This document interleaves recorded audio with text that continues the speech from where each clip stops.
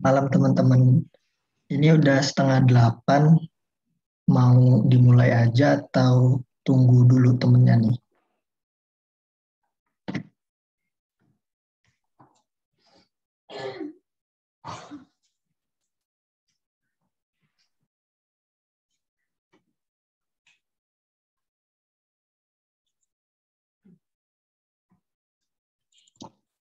Kita tunggu 5 menit aja dulu ya.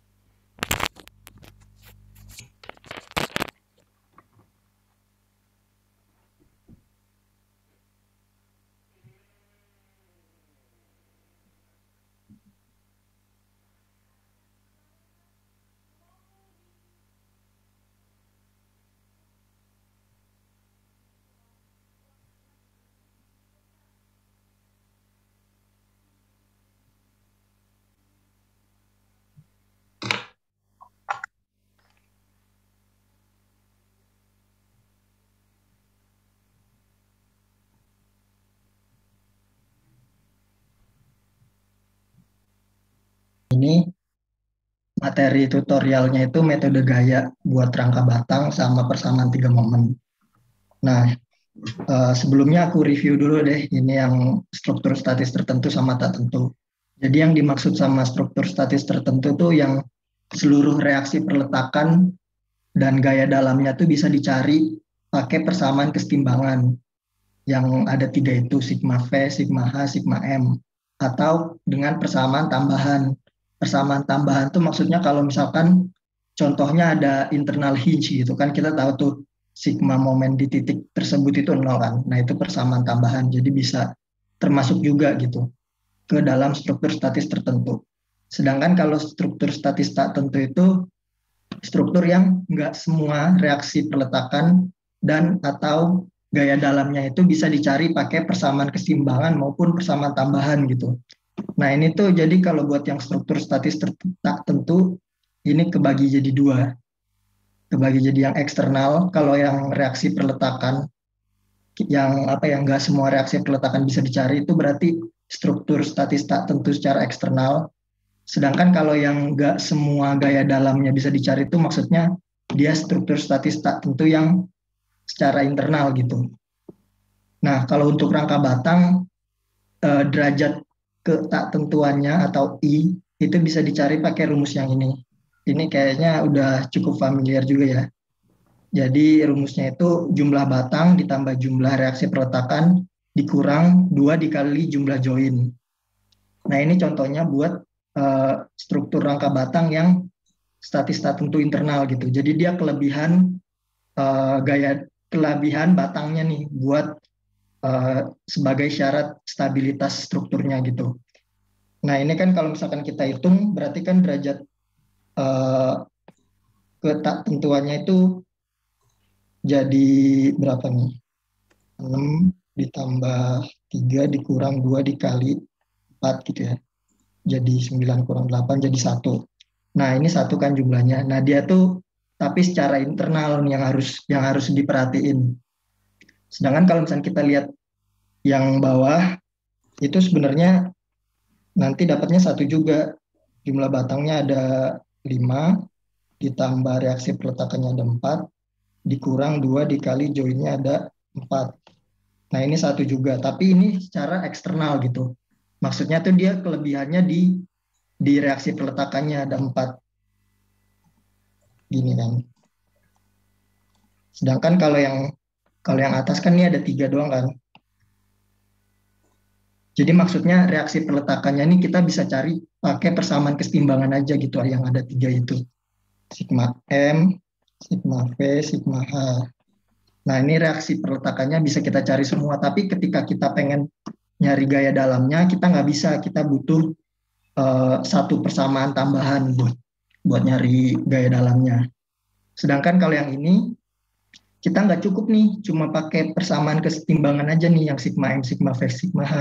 Kita butuh satu persamaan tambahan lagi, namanya itu persamaan kompatibilitas. Jadi ya ini tuh maksudnya apa ya, persamaan yang menggambarkan hubungan lendutannya gitu. Nah ini juga kayaknya kalian udah familiar ya sama persamaannya dari metode gaya yang kemarin yang dijadiin tugas. Jadi ini sebenarnya sama aja konsepnya, cuma kalau yang ini tuh dia lendutannya sama dengan nol tuh di dalam batangnya. Kalau misalkan ini struktur statis tak tentu secara internal gitu, jadi dia kelebihan batang.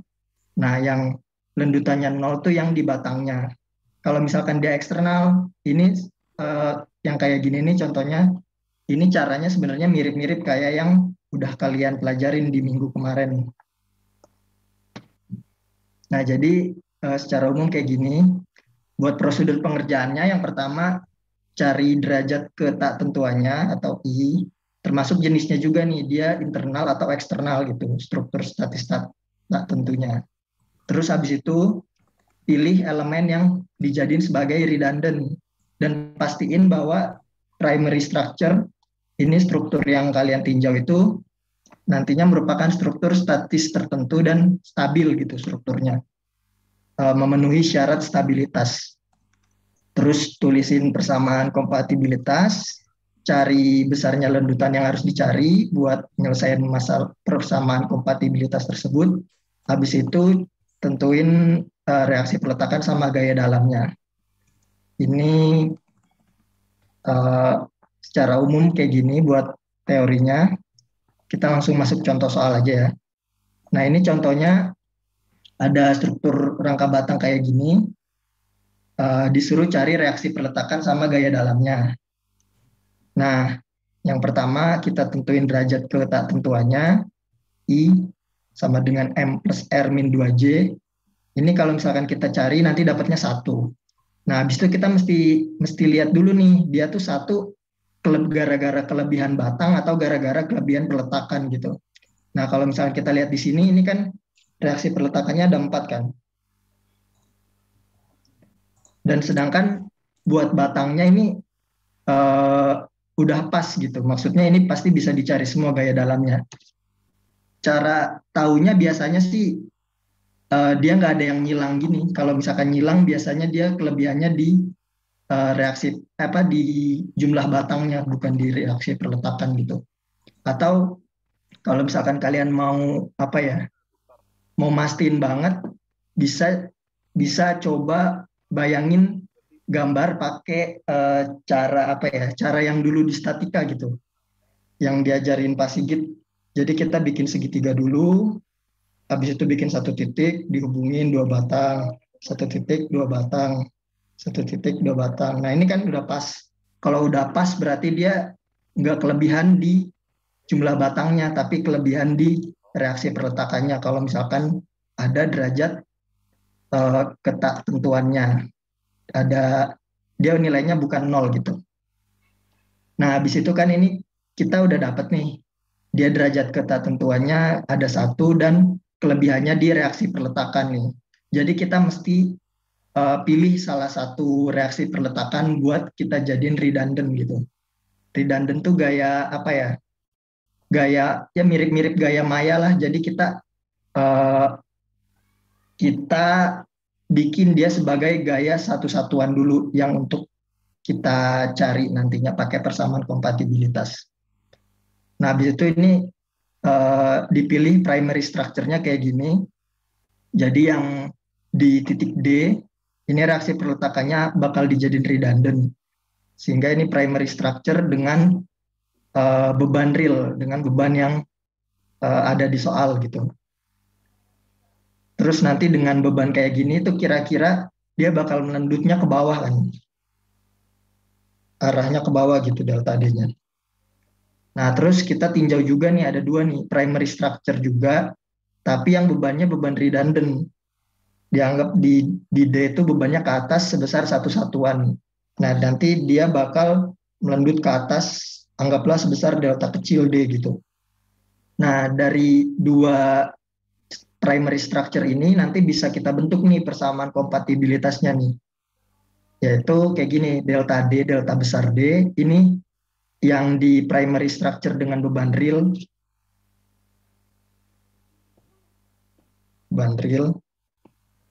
yang ini dengan beban satu satuan. Nah, karena arahnya beda, makanya ini aku tandainya negatif di situ. Habis itu kita cari reaksi perletakan sama gaya dalam di masing-masing sistem, di kedua sistem ini. Nanti ini langsung aja pakai, ya terserah lah mau dipakai metode join atau langsung ditulis juga nggak apa-apa. Kayak gini nanti dapatnya, ini reaksi perletakan sama gaya dalamnya. Yang biru ini maksudnya tarik, yang merah tekan gitu. Terus ini yang dengan beban real yang atas, terus yang dengan beban redundant DY satu satuan, ini kita anggap satu dulu aja. Jadi kita ngasumsin apa ya? Kita bakal nyari lendutan besar D sama delta kecil D ini pakai metode virtual work gitu. Kita cari gaya dalamnya, habis itu kita tabulasiin. Nah, yang N besar ini yang di primary structure dengan beban real, yang N kecil nih primary structure tapi bebannya beban satu satuan yang kerjanya di redundant ini nih.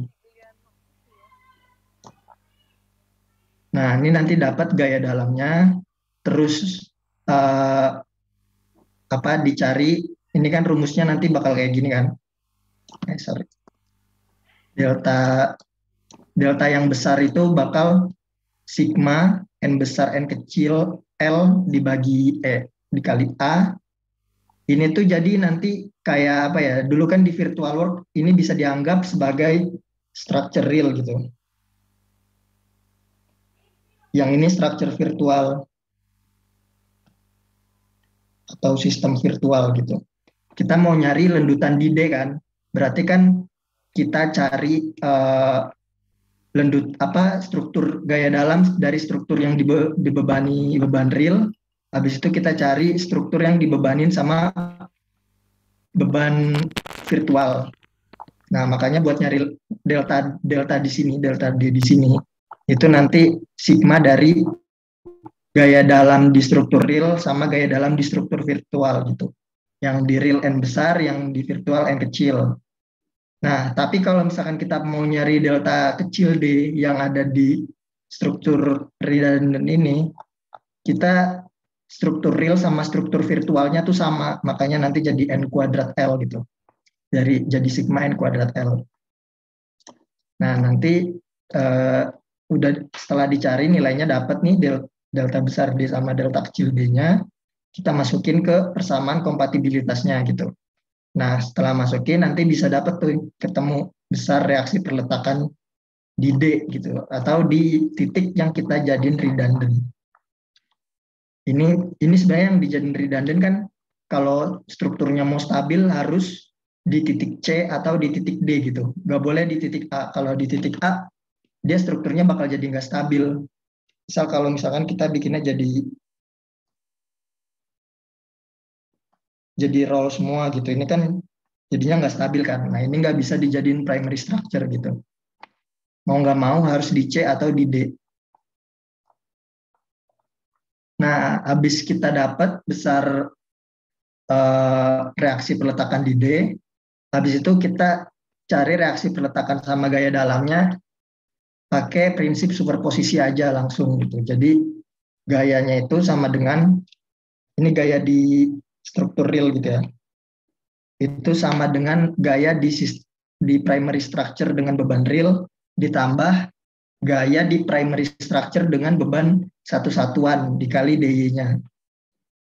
Atau kalau misalkan gaya dalamnya langsung gampangnya N ditambah N kecil dikali dy gitu. Sorry. Oh ya, nggak apa-apa deh. Ini N real gitu ya maksudnya. Sebenarnya N ditambah N kecil dikali dy. Ini buat gaya dalam. Buat reaksi pertama juga sama sih sebenarnya. Prinsipnya gini. Jadi buat AX-nya ini 50. 50 tuh ini maksudnya di struktur yang primary dengan beban real 50 ditambah di sini kan 0 kan, nggak ada kan AX-nya. 0 dikali dy, makanya jadi 50 tetap. Terus buat yang AY ini 125/3 ditambah 0,5 dikali dy-nya 34. Nanti jadinya 58, segini lah, sekian. Terus buat yang gaya dalamnya nih langsung dari tabel ini aja sebenarnya. Dikaliin aja. N besar ditambah N kecil dikali dy, nanti ini dapat gaya dalamnya. Habis itu ini buat rekapitulasi hasilnya jadinya kayak gini. Nah, ini kalau mau dicek juga sebenarnya bagusnya sih ini habis ngerjain kayak gini dicek lagi gitu. Sigma momen di titik mana gitu misal. Dia sama dengan 0 atau enggak. Kalau misalnya sama dengan 0 berarti hasilnya udah bener. Ini kalau dicek lagi harusnya udah bener sih dari reaksi perletakan sama gaya dalamnya. Oke, habis ini contoh berikutnya buat yang statis tak tentunya dia kelebihan batang. Ini prinsipnya sebenarnya sama aja sih. Cuma nanti redundannya ada di gaya dalamnya nih, di gaya dalam batang. Jadi kita pilih satu batang buat dijadiin redundant gitu. Nah, nanti sebenarnya tapi prinsipnya sama aja. Tinggal dicari gaya dalam di primary structure sama di primary structure dengan beban real sama di primary structure dengan beban redundant. Terus nanti ya ini bisa kalian baca sendirilah, caranya sama. Oke, paling segitu aja sih. Ada yang mau ditanyain nggak buat yang rangka batangnya?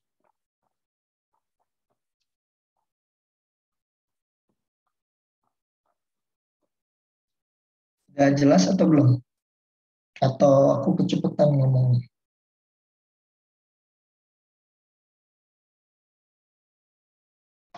Aku boleh nanya nggak? Boleh, boleh. Nggak tahu ini apa aku doangnya yang kurang paham atau tadi kecepatan. Tadi kenapa kak? Cuman yang di C sama D yang bisa di iniin. Oh, iya, jadi syarat syarat primary structure itu dia tuh strukturnya harus struktur statis tertentu sama stabil gitu. Kalau misalkan gimana ya, ini kan kita ada beberapa pilihan kan. Yang pertama yang kita jadiin redundant itu yang C, yang kedua yang D. Sebenarnya eh, yang A kan mungkin aja kan bisa jadi kan. Yang A arah Y atau A arah X gitu. Cuma kalau misalkan kita jadiin eh, yang A arah X kita jadiin redundant ini nggak bisa, tapi yang A arah Y harusnya bisa sih. Jadi kan gimana ya gambarnya? Aku kecil aja gambarnya. Jadi yang pertama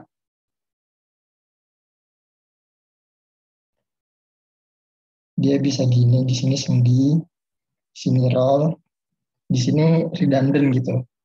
Terus yang kedua di sini sendi, sini roll.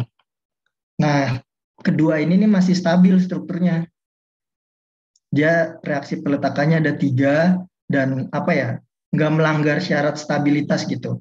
Kan syarat stabilitas tuh nggak boleh ada gaya luar yang eh, apa istilahnya namanya konkuren ya. Konkuren tuh jadi arah arah dari reaksi perletakannya tuh ketemu di satu titik gitu. Mana gambarnya?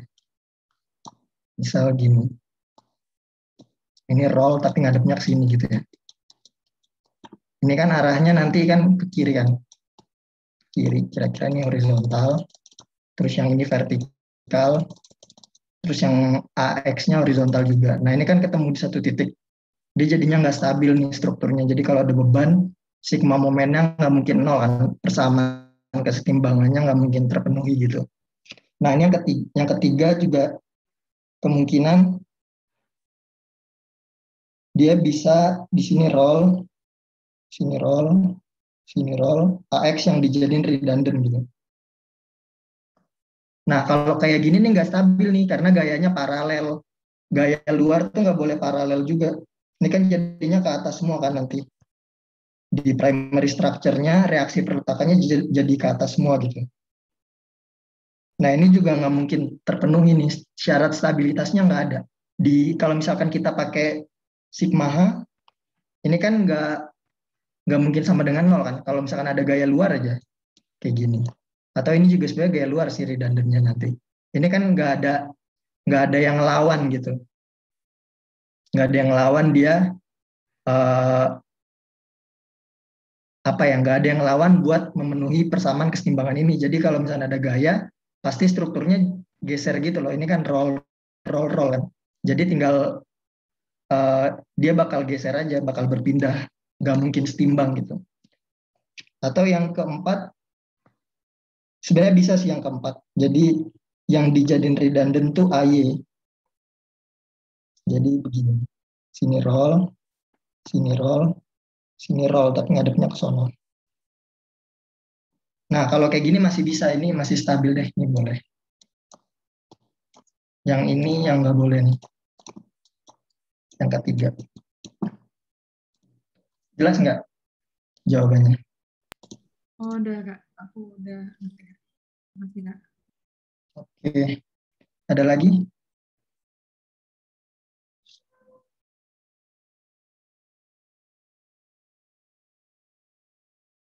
Ini sebenarnya ada beberapa lagi sih syarat-syarat dari stabilitas ini. Mungkin bisa kalian review lagi di bab-bab awal gitu, statika. Kalau nggak ada lanjut ke Felix aja kali. Udah siap belum, Felix? Udah. Oke.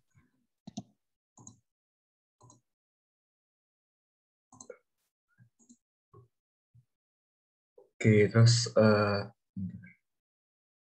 selanjutnya ini bakal jelasin tentang persamaan tiga momen. Ya, jadi ini metode yang digunakan untuk balok menerus dengan jumlah peletakannya minimal 3. Bisa bentuknya biasanya bentuknya sendi, roll sendi gitu. Nah, ini penurunannya itu ada di PPT juga, penurunannya gimana. Intinya sih sebenarnya persamaan tiga momen itu kayak ngebuat strukturnya ini jadi rentetan simple supported beam. Jadi ini sebenarnya jadinya itu kayak gini gitu. Kayak gini, terus nanti ada kayak gini. Jadi ini tuh di titik C ini momennya dirilis istilahnya. Jadi kayak kan tadi kan ada kayak gaya redundan kan. Nah sebenarnya di titik C ini bakal gaya redundannya dihilangin. Jadi gaya redundan. Ya intinya gitulah. Kalian bisa baca sendiri. Nah ini intinya itu rumusnya kayak gini. Tinggal rumus saja. Nah ini tuh yang ada di PPT kayak gini. Terus nanti sama ibunya kan kayak dijabarin sampai ke bawah. Itu khusus buat beban merata sama beban terpusat aja. Nah, buat rumus yang lebih general itu dua ini ya, ini sama ini. Nah, AL sama AR ini apa? Ini sesuai sama gambar yang dikasih ibunya sendiri. Jadi, AL ini itu diagram momen untuk simply supported beam. Jadi kalau misalnya ada, kan tadi aku bilang ini sebenarnya dijadikan simply supported beam kan. Jadi kalau misalnya ini, nah aku ya udahlah,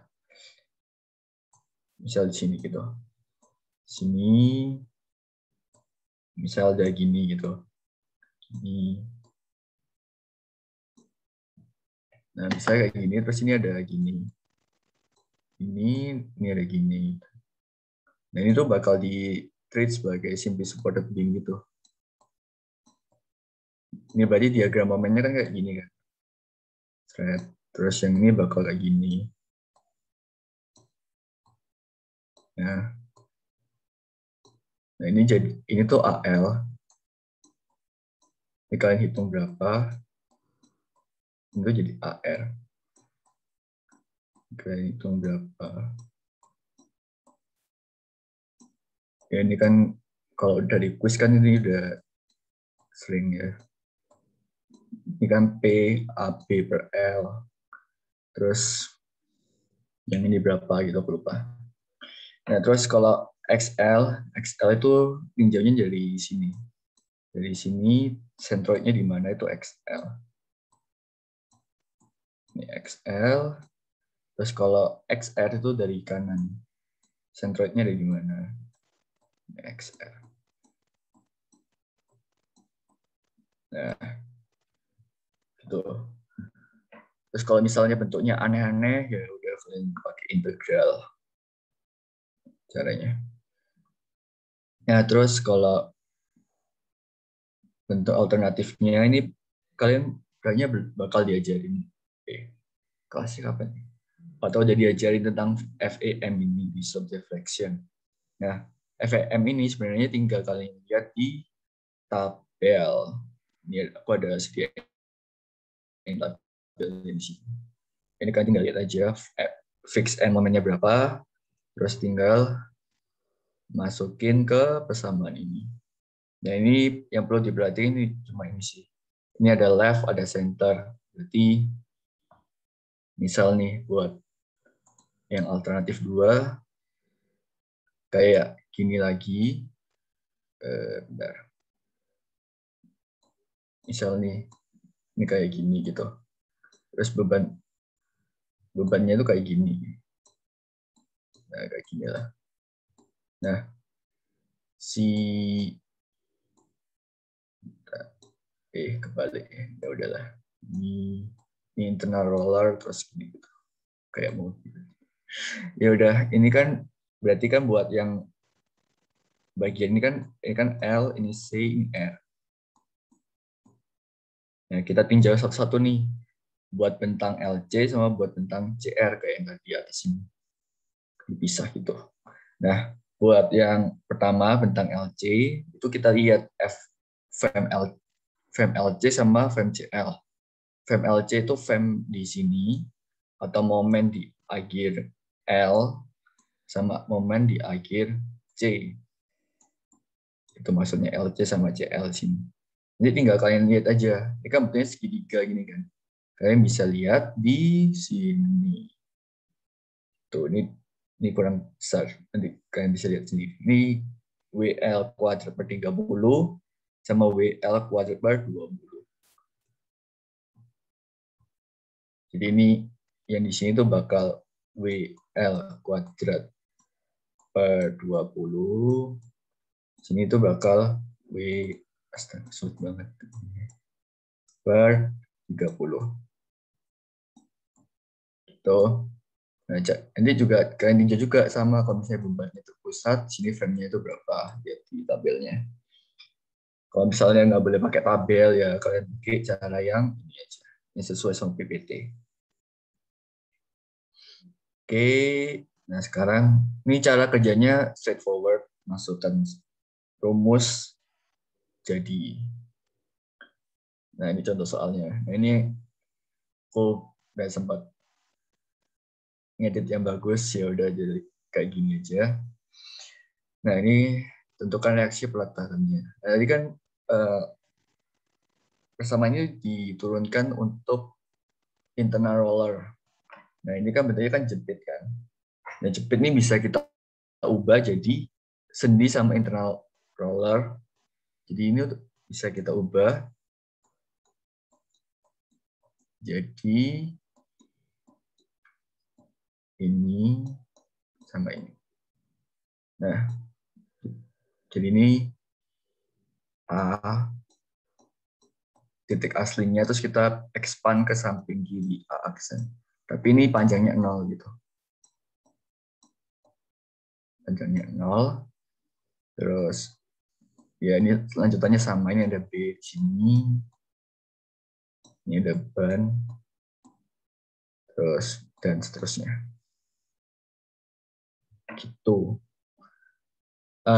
Kalau mau ini aku ada gambar di sini juga. Nah ini jadi kayak gini. Ini kan harusnya kan jepitnya diubah, dikonversi jadi sendi sama internal roller kayak gini. Yang lainnya tetap sama aja. Gitu. Nah kalau udah di ekivalensi kayak gini, selanjutnya tinggal kita masukin ke persamaannya. Nah di sini karena aku mau cepat aja, jadinya aku langsung pakai frame fix and momentnya. Udah tinggal masukin aja. ML itu kan momen di left, berarti momen di A. Bentar. Ini kan kita tinjau di titik A. Berarti kita tinjaunya buat segmen yang ini. Buat 3 peletakan pertama. Dan nanti kita bakal tinjau lagi buat 3 peletakan berikutnya. Kita bakal tinjau lagi buat ini. Kebablasan. Nah ini. Ya udahlah ya. Nah, jadi yang pertama kita tinjau 3 peletakan pertama ini. Nah, kita tinggal masukin aja ke persamaan yang udah ada.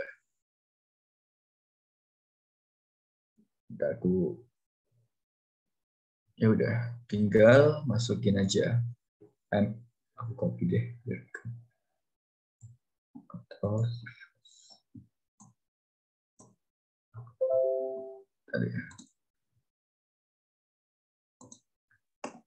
Nah, aku copy di sini aja.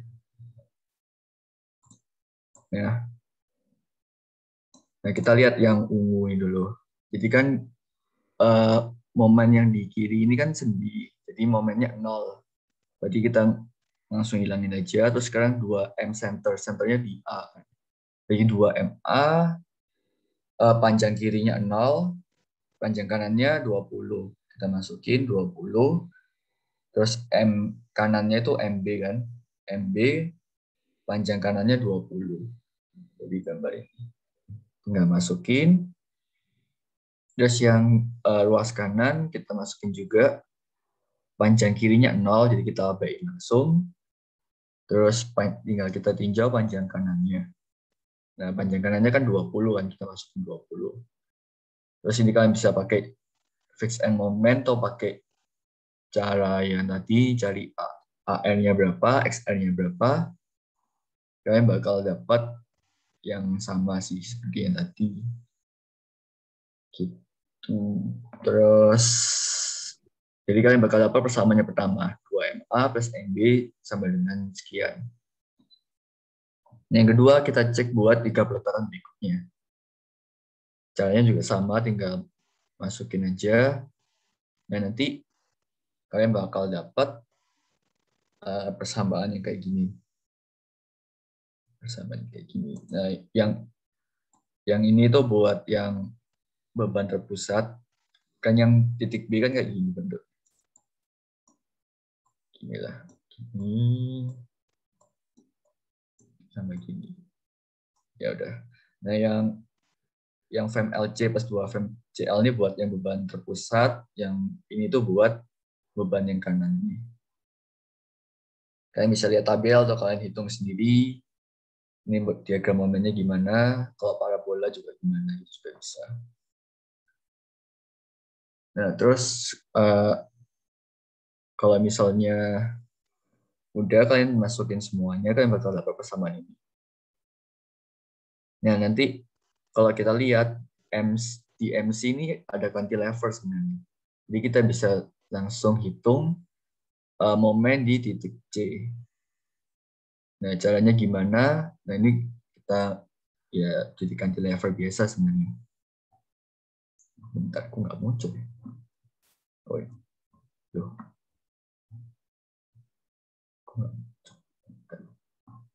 Ya udahlah, bentar. Jadi cantilever biasa, jadinya kayak gini. Ini kan 10 feet, 10 kaki. 10, ini 18, 1,8. Ya udah, kalian cari momennya, berarti tinggal 10 dikali 1,8. Ini entah kenapa nggak muncul slide. Bentar ya, aku coba stop share.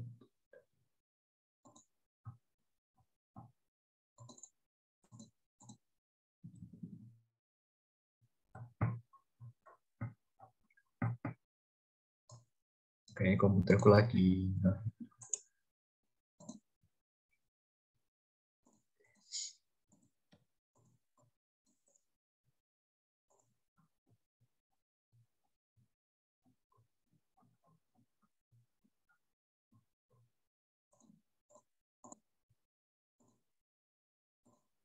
bentar ya. Ya udahlah, aku buka. Kayaknya lagi ya kayak kemarin.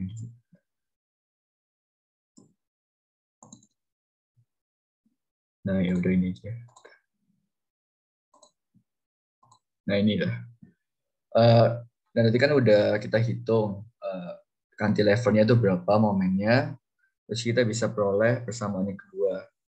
Nah, kita tinggal selesaiin aja dari dua persamaan di 3 reaksi peletakan pertama sama 3 reaksi peletakan kedua. Kita bakal dapat MA sama MB-nya berapa. Nah, untuk hitung peletakannya, ya ini aku biar cepat aja deh, jadi aku tulis tangan karena nggak sempat buat ngetiknya. Nah, kita tinjau dulu per segmen. Jadi segmen AB ya, bukan aksen. Aksen kan sebenarnya nggak ada. Jadi segmen AB, segmen BC, sama segmen CD. Nah, kita tinjau segmen AB, itu kan ada MA, ada MB. MA, MB-nya kita udah dapat di sini. Kita tinggal gambar aja di sini, sama kita gambar juga beban yang terjadi. Nah, buat nyari gaya-gaya vertikalnya, kita bisa pakai gaya kesetimbangan, persamaan kesetimbangannya biasa. Nah, kita bakal dapat AI-nya berapa. Nah, buat yang internal roller semua ini, itu kita nggak bakal dapat langsung reaksi peletakannya, tapi kita bakal dapatnya gaya geser pas di kiri B sama pas di kanan A. Gitu. Nah, ini namanya, aku tulisnya di sini BKI. Nah, ya pakai reaksi peletakan biasa kita lakuin untuk setiap segmen. Kita dapat BKI, BKA, CKI, oh ini juga dapat AI juga, sama CKA. Nah, kalau udah dapat semua, kita baru nih cari reaksi peletakannya. Caranya tinggal tinjau di titik peletakannya, kita cari sigma FI-nya berapa. Jadi kita bisa dapat B-nya berapa, CY-nya berapa. Jadi kita dapat semuanya. Sama buat yang ini tuh momen negatif positifnya itu tergantung sama diagram momen ya, bukan statika. Jadi kalau misalnya negatif di sini itu maksudnya ya membentuk yang atas ketarik, yang bawah ketekan. Kalau yang positif kan yang smiley face itu yang atas ketekan. Nah, itu. Ada pertanyaan nggak sampai sini?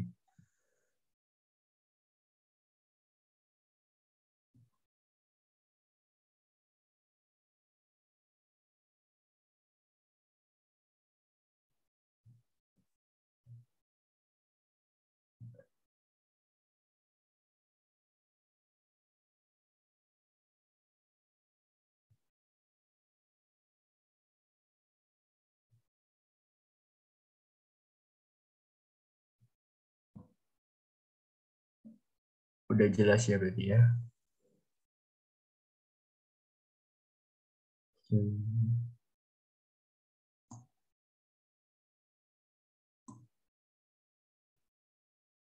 Udah nih, nggak ada pertanyaan lagi.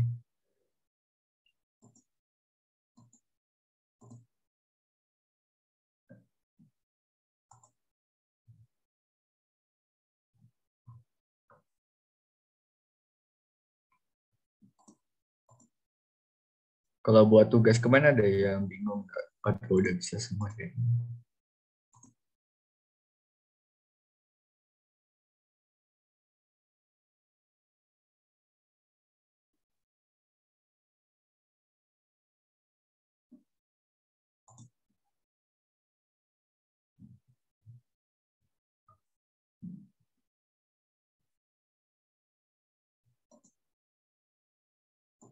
Oke, aku hitung sampai 5 ya. Kalau nggak ada pertanyaan kita selesaiin aja.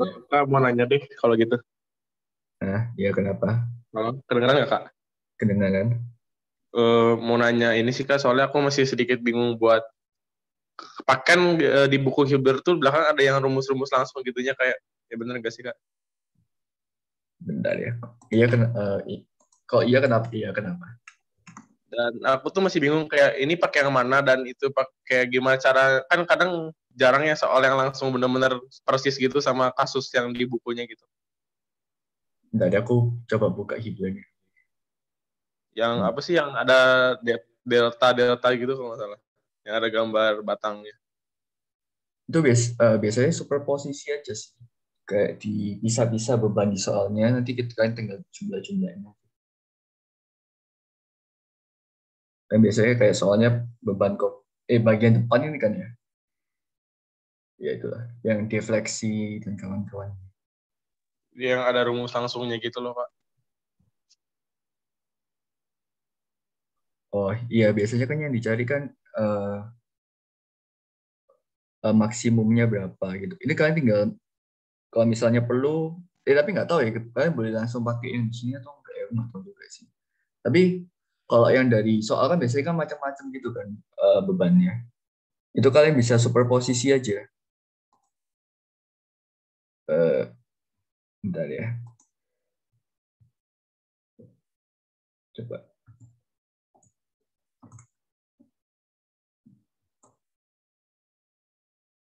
Bentar.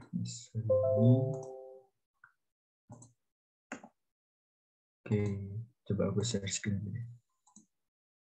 Yang ini bukan rumusnya.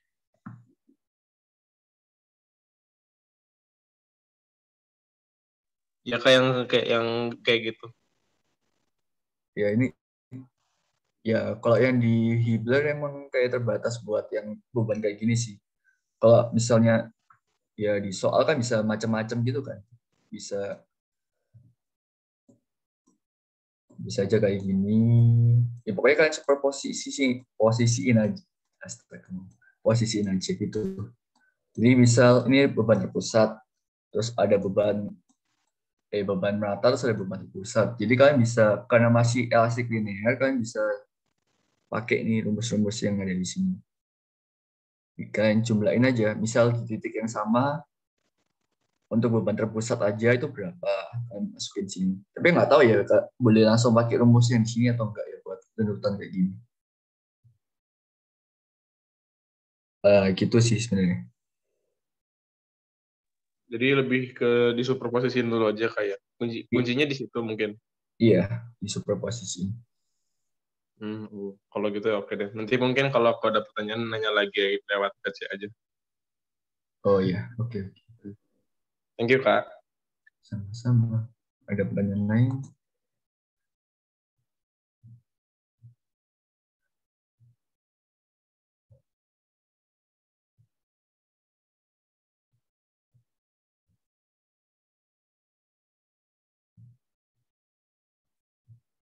Oke, 1, 2,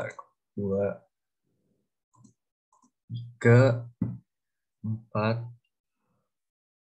5. Oke, karena nggak ada yang mau bertanya lagi, kita sudahi dulu ya buat asistensi kali ini. Terima kasih. Thank you Kak.